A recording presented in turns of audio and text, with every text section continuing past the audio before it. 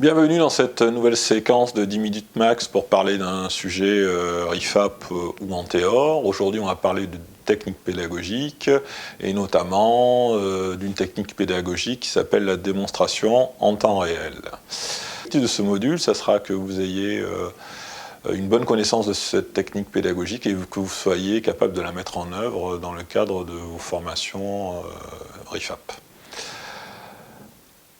Où est-ce que se situe cette technique pédagogique? Je vous rappelle le déroulement type du module. On est en début de module, une fois qu'on a passé, on va dire, la partie introduction et la partie étude de cas, on rentre dans le cadre des activités d'apprentissage, et donc ça va être en général, la première technique qu'on va utiliser, ça sera la démonstration en temps réel, qui sera la première étape de la démonstration pratique. Pourquoi faire une démonstration en temps réel? Il faut savoir que la démonstration en temps réel, ça va être la première fois que votre stagiaire va découvrir un nouveau geste. Donc c'est bien de le faire dans un contexte global d'une situation réelle.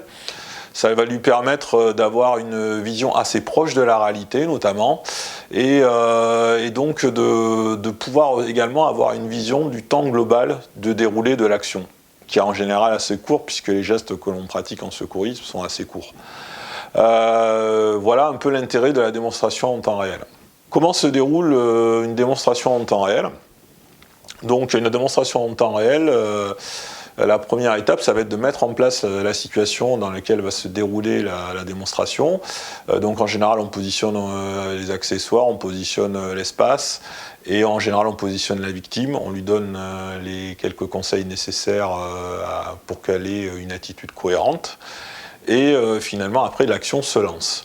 Donc, comme le formateur, dans l'ordre, il va découvrir la situation comme le ferait un sauveteur lambda. Il va réaliser une évaluation de la situation, et dans le cadre de cette évaluation, il va notamment réaliser les actions de protection nécessaires s'il y a des dangers qui restent sur la scène de l'incident. Et il va également réaliser l'ensemble des gestes de secours nécessaires à la situation et à l'état de la victime. Une fois qu'il a réalisé ces gestes, il ne faudra pas oublier de passer l'alerte également. Donc le sauveteur et donc le formateur va passer l'alerte, et en général, la démonstration en temps réel s'arrête après le passage de l'alerte.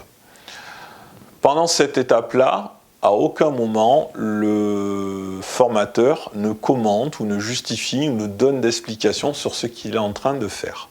C'est vraiment, finalement, une situation telle qu'elle se passerait dans la réalité, et on n'est pas dans le temps des explications à ce moment-là, on est simplement dans le cadre de la démonstration à ce moment-là.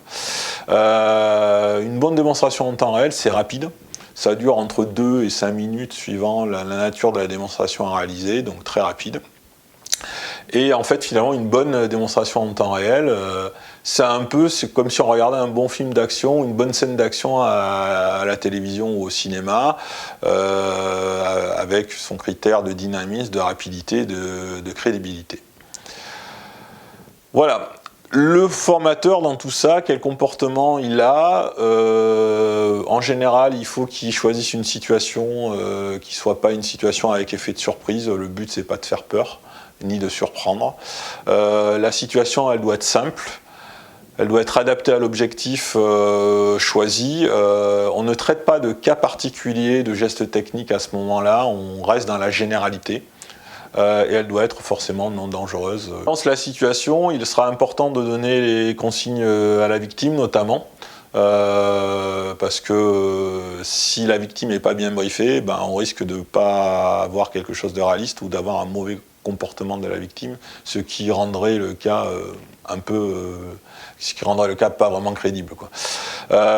Ensuite, encore une fois, je vous rappelle qu'il s'adresse uniquement à la victime, éventuellement au secours, bien sûr, mais pas au groupe d'apprenants qui restent spectateurs de la situation. Il arrête la situation après l'alerte, je l'ai déjà dit, et donc le mieux là-dessus, c'est d'avoir éventuellement un autre formateur pour jouer la victime, ou un aide-moniteur qui vous aiderait. ça vous permettrait de gagner du temps sur les consignes à donner, et ça vous permettrait que tout le monde puisse visualiser la scène de la même manière.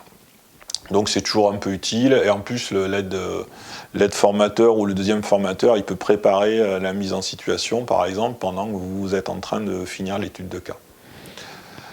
Voilà, j'espère que vous avez compris l'utilité de cette technique pédagogique qui est la démonstration en temps réel. Je vous incite à faire le quiz et à également regarder les autres vidéos sur les techniques pédagogiques. À bientôt et bonne formation!